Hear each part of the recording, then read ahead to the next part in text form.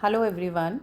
In this video, I am going to take lesson 1 from class 10 syllabus supplementary reader Footprints Without Feet. The name of the lesson is A Triumph of Surgery. It is written by James Herriot. He's the narrator also, he's a writer also, as well as he's a veterinary surgeon also. This story is written by him. So let's start our story. This story is about a dog named Tricky and his rich mistress. So let's read about the story. Tricky, a small dog, is pampered and overfed by his rich mistress.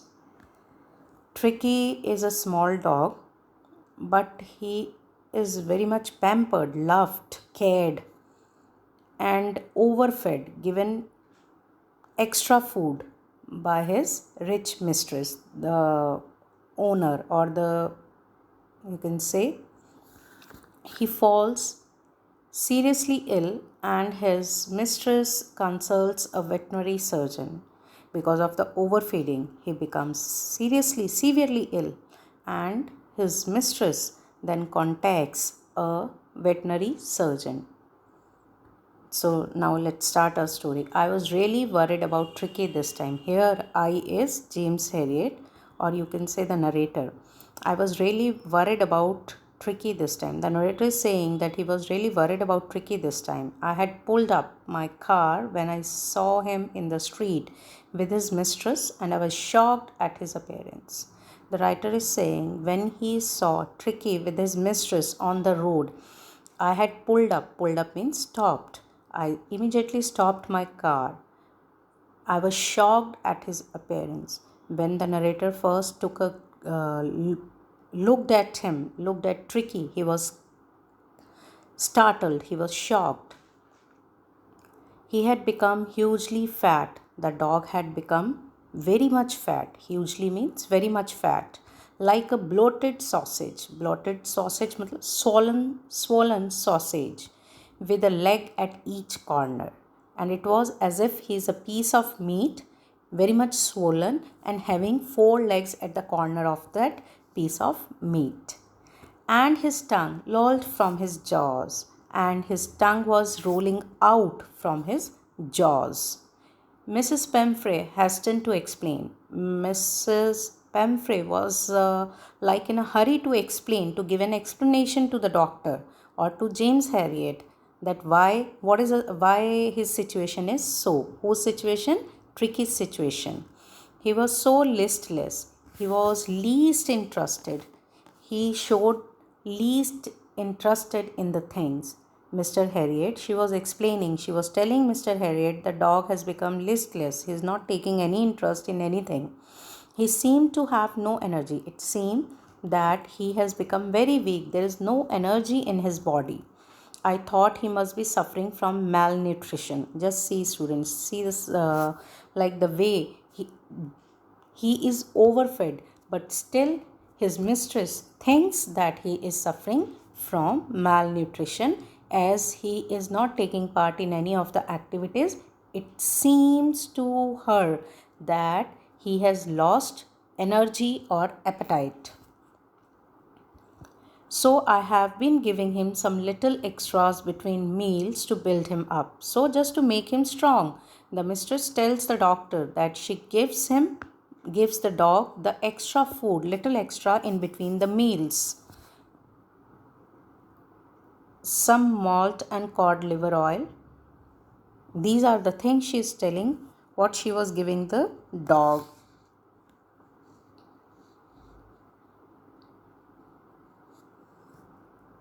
She was giving him malt, cod liver, and a bowl of Horlicks at night to make him sleep so that he can sleep properly.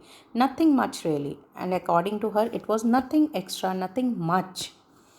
And did you cut down on the sweet things as I told you? Now the doctor asks Mrs. Pemfrey whether she has cut down the sweets which he had told her to do. Oh, I did a bit, she said. She answered that she had done a little, but he seemed to be so weak. Again, the dog seemed very weak to the mistress, and I, uh, I had to relent and I had to become less strict. She said that dog seemed very weak to her, so that is why she stopped putting that strict diet. She put the dog on strict diet. She stopped following the rule made by the doctor for the dog. She did not follow that rule of not giving the sweets to the dog. She stopped following that rule. I had to relent. Relent means to stop in between to follow that rule. He does love cream, cakes, and chocolates. Now she's telling what are the favorite things of the dog. He does love cream cakes and chocolates, so I cannot bear to refuse him. These are his favorite things, and it's very difficult for me to refuse him or not to give him these things. I looked down again at little dog. Now the doctor again looked at the little dog. I cannot. That was the trouble. Now he started thinking that now one day this will be a trouble for the dog. Tricky's only fault was greed. Tricky's only fault was that he was greedy. He had never been known to refuse food. He never said no to food. He had a greed for food, so he always, any time when the food was offered to him, he never refused. He was ever ready to have that. He would tackle a meal at any hour of the day or night. At any hour of the day and night when the food was offered to him, he never said no. He was always, anyhow, he was able to have that food, to eat that food. And I wondered about all the things Mrs. Pemfrey had not mentioned. And still, I was knowing that there are many more things which Mrs. Pemfrey had not mentioned, which she was giving to the dog. Are you giving him plenty of exercise? Now the doctor is asking about the exercise for the dog. Well, he has his little walks with me, as you can see. She's telling the dog comes for a walk with me, as you can see. But Hodkin, the gardener, had been down with lumbago, so there has been no ring throwing lately. Nowadays, lately means recently. Recently, as my gardener Hodkin is suffering from lumbago. Lumbago is a backache. Backache. So there is no ring throwing activity. Nowadays he is not doing that ring throwing activity as my gardener is down with backache. I tried to sound severe. Now doctor said now he tried to be now again I tried to sound severe. He tried to become, seemed harsh. Now I really mean this. Now he strictly said, I really mean this. If you do not cut his food right down and give him more exercise, he's going to be really ill. Now doctor made her understood that if she will, made her understood that if she will not cut down, if she will not restrict his diet and will not give him plenty of exercise, then he is going to be really sick.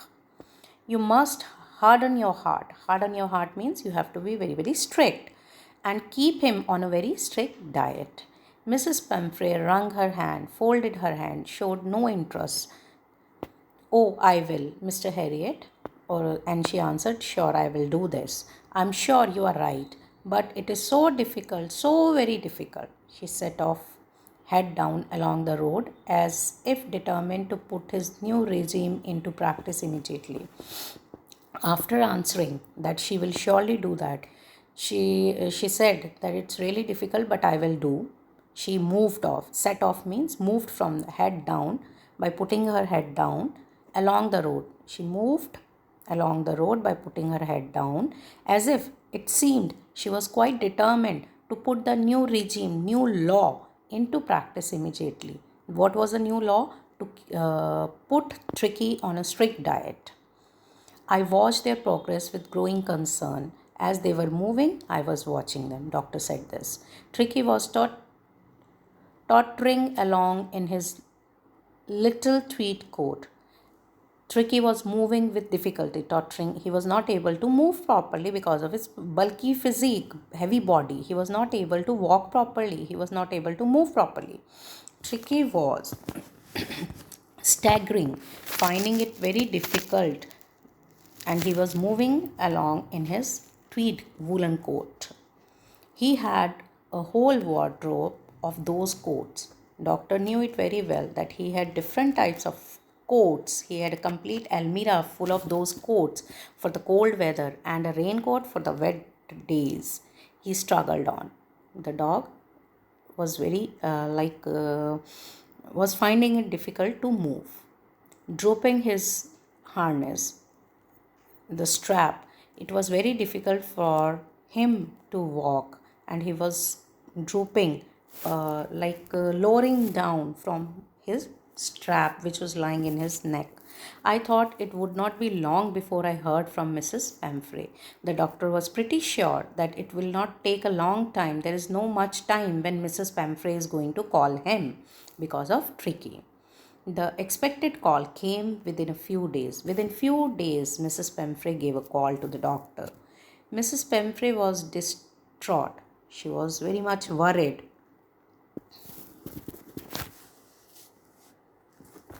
She was very much worried, sad, upset. Distraught means sad, upset, worried. Tricky would eat nothing. She was telling the doctor that Tricky was not eating anything.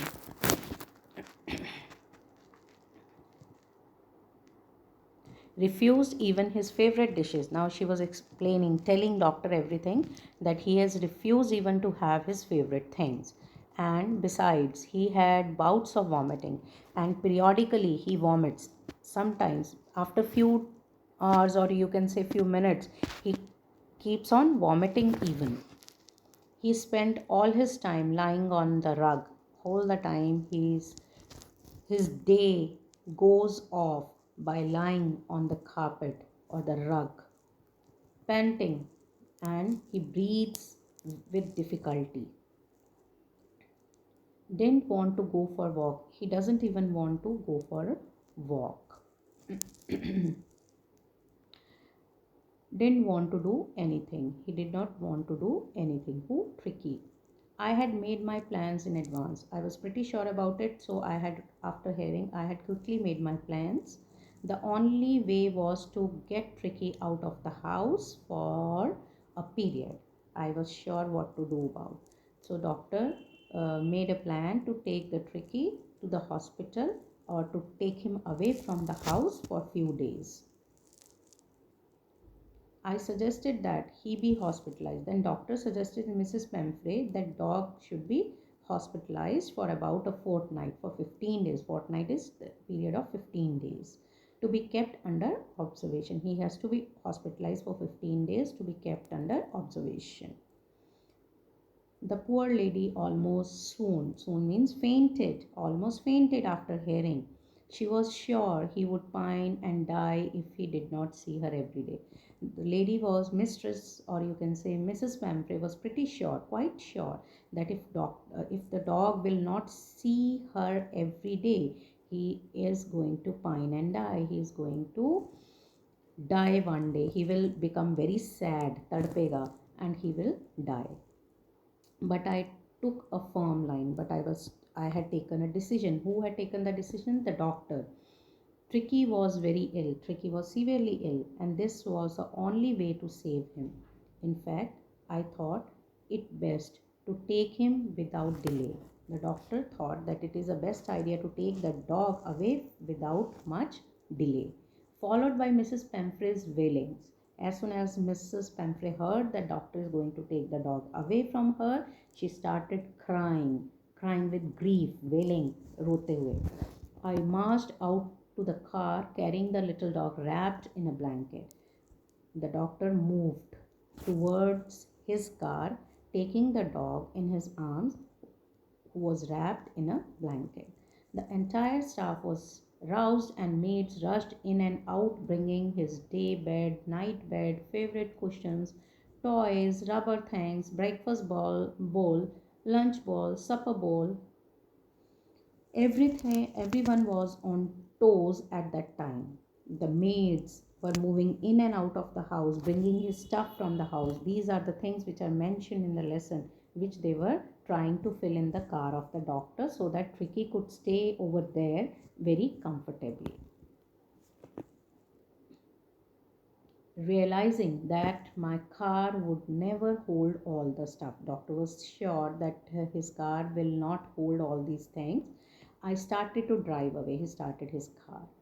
As I moved off, as I started to move, Mrs. Pamphray, with a despairing cry, with a hopeless cry, threw an armful of a little coats through the window. Through the window of the car, Mrs. Pamphray threw a bunch of coats into the doctor's car. I looked in the mirror before I turned the corner of the drive. Everybody was in tears. Before he took a turn, he just saw through the mirror that everybody was in tears. Everybody was crying, weeping. Out on the road, when they reached on the road, I glanced down at the pathetic little animal gasping on the seat by my side.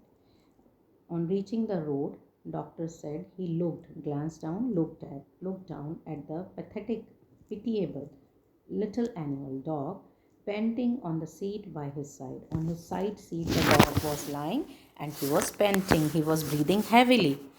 I patted the head and Tricky made a brave effort to wag his tail. The doctor patted his head, dog's head, and the dog made great effort or tried hard to to move his tail. Poor old lad, I said. You have not kick in you, but I think I know a cure for you. You haven't a kick in you, means you have no energy in you, but I am sure what to do with you and I know how I can cure you. At the surgery means hospital, when they reached the hospital, the household dogs surged round me. The dogs which were already there in the hospital, they gathered around the doctor. Tricky looked down at the noisy pack with dull eyes. Tricky looked at that pack of dog with his dull eyes, and when the doctor put Tricky down, lay motionless. He did not make any movement. He laid there motionless on the carpet. The other dogs, after sniffing round him for a few seconds, after smelling him for a few seconds, the other dogs which were gathered around the doctor, they sniffed him. They smelt the dog for some time and they decided he was an uninteresting object and ignored him. As he was not making any movement, he was simply lying there motionless. They thought that it is an uninteresting object. I made a bed for him in a warm house box next to the one where the other dogs slept. The doctor made his bed where the other dogs were sleeping. Next to the other dogs in a box, the doctor made his bed, prepared his bed to sleep. For 2 days, I kept an eye on him. For 2 days, the doctor observed Tricky carefully,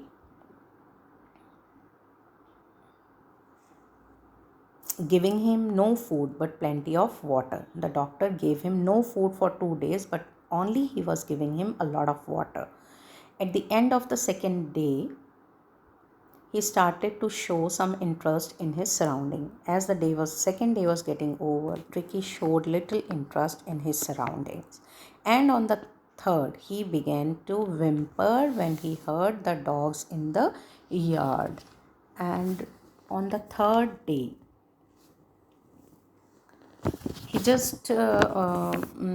Tricky started making little sounds. He made sounds when he heard the dogs in the yard. When he heard the other dogs in the yard, he also made little sounds. When I opened the door, Tricky trotted out and was immediately engulfed by Joe, the greyhound, and his friends. When the doctor opened the door, Tricky trotted out. Tricky moved out, but with difficulty he moved out and was immediately engulfed. Engulfed here means surrounded by Joe, a greyhound. There was a greyhound dog named Joe. Tricky was surrounded by Joe and his friends. After rolling him over means pushing him down. After pushing him out and thoroughly inspecting him, the dogs moved off down the garden. The dogs are Joe and his friend. They went to the garden. Tricky followed them. Tricky also went behind them, rolling slightly with his surplus fat. He again rolled down to the ground because he was quite bulky. He was not able to move properly because of the extra fat. Surplus fat means extra fat. Later that day, I was present at feeding time. Doctor said that on third day, later that day in the feeding time, he was present. I watched while Tristan slopped the food into the bowls. He watched. The doctor was keeping an eye when Tristan may be the cook. He was he was sliding the food into the bowls, into the dog's bowls. He was putting the food for the dogs in their bowls. There was usual headlong rush. There was quite rush, followed by the sounds of high-speed eating. There were the sounds of high-speed eating. The dogs were eating so quickly. Because of the eating so quickly, there were different types of sounds. Every dog knew that if he fell behind the others, he was liable to have some competition for the last part of his meal. Why were they in hurry to eat the food? They were in hurry to eat the food because every dog knew this, that if he fell behind, if he left behind in eating the food, then other dogs are sure to come to him and he has to compete with them to eat that food. They will finish theirs and they will come to the one who is still left with the food. They will come over there and he will have to fight with them to finish his meal. When they had finished, Tricky took a walk round the shining bowls. When the dogs had finished their meal, now Tricky went where the dogs had left their bowls, licking casually inside one or two of them. He was licking the bowls of the food, one or two bowls of the food he was licking. Next day, an extra bowl was put for him, and I was pleased to see him jostling his way towards it. Doctor said next day an extra bowl of food was put for Tricky, and he was happy to see him pushing others to reach his bowl. From then on, his progress was rapid. From that day onward, from that moment onward, he made quick recovery. He had no medical treatment of any kind, but all day he ran about with the dog, joining in their friendly scrimmages.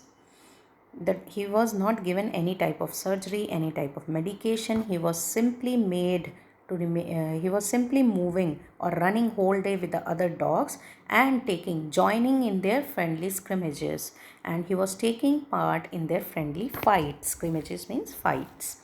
He discovered the joys of being bowled over, tramped on, and squashed every minute. Now he came to know what is the joy of being pushing each other, squeaking each other, or squashing each other. He became an accepted member of the gang, an unlikely silky little object among the shaggy crew, fighting like a tiger. Now he had become an accepted member. Others also accepted the other dogs had accepted Tricky. He had become an accepted member of the gang, and he was not like them and unlikely. He was not like them. His fur was silky, and the other dogs, they were having lot of hair on their furry coat, and they were shabby. They were not that shaggy. They were not that good looking as Tricky was, fighting like a tiger, and he was now also along with them fighting like the tiger for his share at meal times. meal time, he had a fight and hunting rats in the old hen house at night. And at night, he hunts with the other dogs for the rats. He had never had such a time in life. He never enjoyed such type of time in his life. All the while, Mrs. Pemfrey hovered anxiously in the background. During this time, Mrs. Pemfrey was very much worried at her house. She was at her house, but she was worried, ringing a dozen times a day for the latest bulletins. He was ringing many times, dozen times a day, to getting the latest news for about Tricky. I dodged the questions about whether his cushions were being turned regularly or his correct coat was worn according to the weather, but I was able to tell her that the little fellow was out of danger and convalescing rapidly. Doctor said that he dodged, he ditched, he did not feel like giving the answers of these stupid questions to Mrs. Pemfrey, whether his cushions were turned around, he was put on the proper coat or not.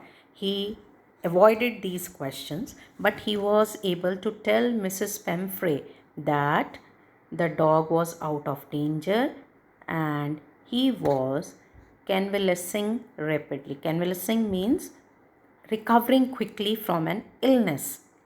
The word convalescing seemed to do something to Mrs. Pemfrey. That word convalescing was quite heavy for Mrs. Pemfrey, and she was like it gave a hope to Mrs. Pemfrey. She started to bring round fresh eggs, 2 dozen at a time. When she comes or she came there, she used to bring 2 dozens of eggs at a time to build up Tricky's strength. She brought all this for to make Tricky strong.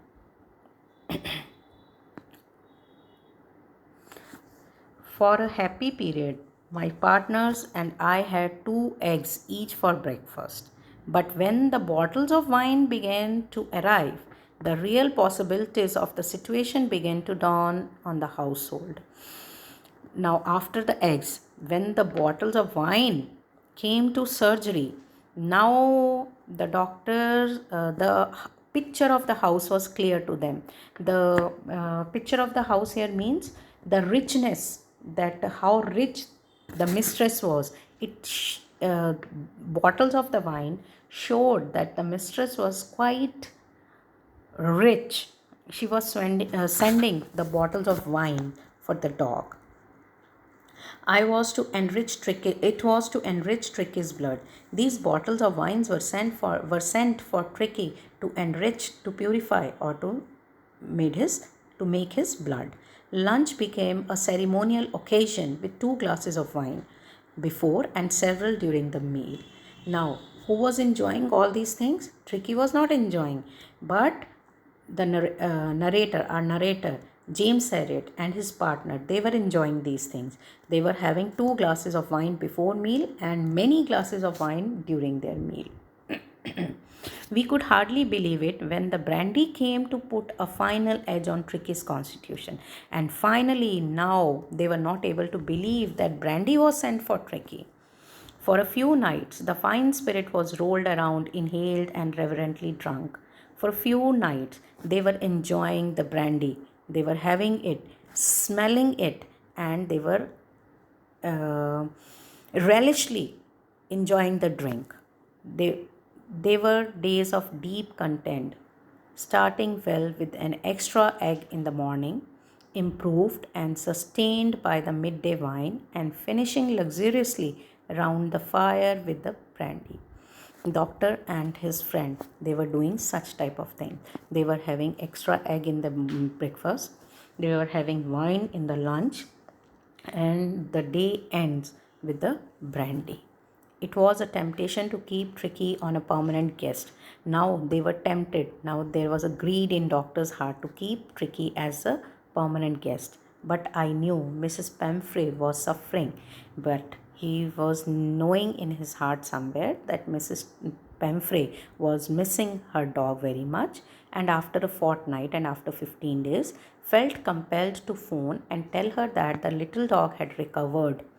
And after 15 days, he found himself compelled to give a call to Mrs. Pemfrey that her dog has recovered and awaiting collection. Within minutes, about 30 feet of gleaming black metal flew up outside the surgery. Within 30 minutes, a 30 feet long black metal car was there outside the hospital.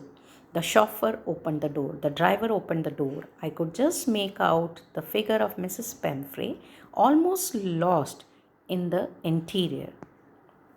He could make out then in the car Mrs. Pemfrey was sitting. Her hands were tightly clasped in front of her. Her lips trembled. She was holding her hands tightly and her lips were shivering. "Oh, Mr. Harriet, do tell me the truth. Is he really better?" She asked Mr. Harriet whether her dog was fine. "Yes, he is fine. There is no need for you to get out of the car. I'll go and fetch him. I'll go and find him," the doctor tells him. "There's no need for her to come out of the car. He will go and find him." I walked through the house into the garden. The doctor went to the garden. A mass of dog was hurtling around. A mass of dog was running around. Hurtling means running around, round and round the lawn. And in their midst, in their middle, air flapping, tail waving, was a little golden figure of Tricky. Tricky was also moving there. In 2 weeks, he had been transformed.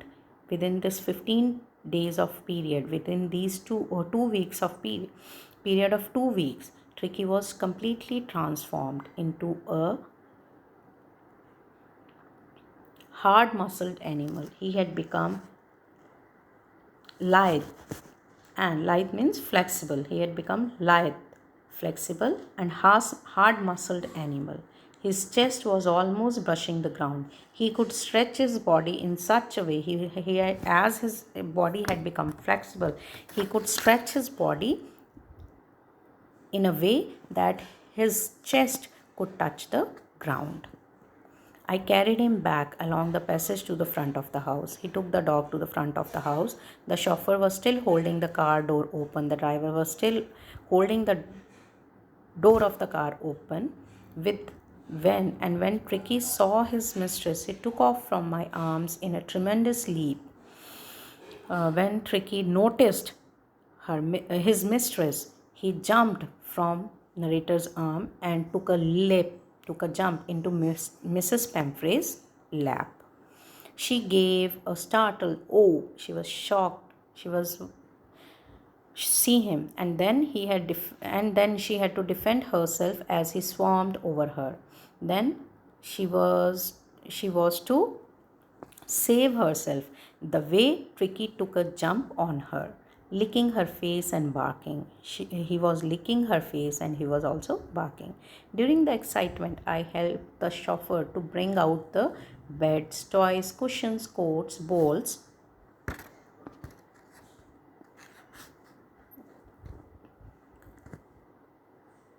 While Mrs. Pemfrey was meeting her dog with Mr. Harriet, and the chauffeur went in the surgery and brought out all the things which were given to Mr. Harriet while he was bringing the Tricky to the hospital. As the car moved away, Mrs. Pemfrey leaned out of the window, tears in her eyes, her lips trembled. As the car moved away, Mrs. Pemfrey took her head out of the window of the car. Her eyes were wet with tears and her lips trembled. "Oh, Mr. Harriet," she cried. She said, "Mr. Harriet, how can I ever thank you? How can I ever pay your debts? How can I am so grateful to you. This is a triumph of surgery." Children, this is all about your lesson. I hope it is clear.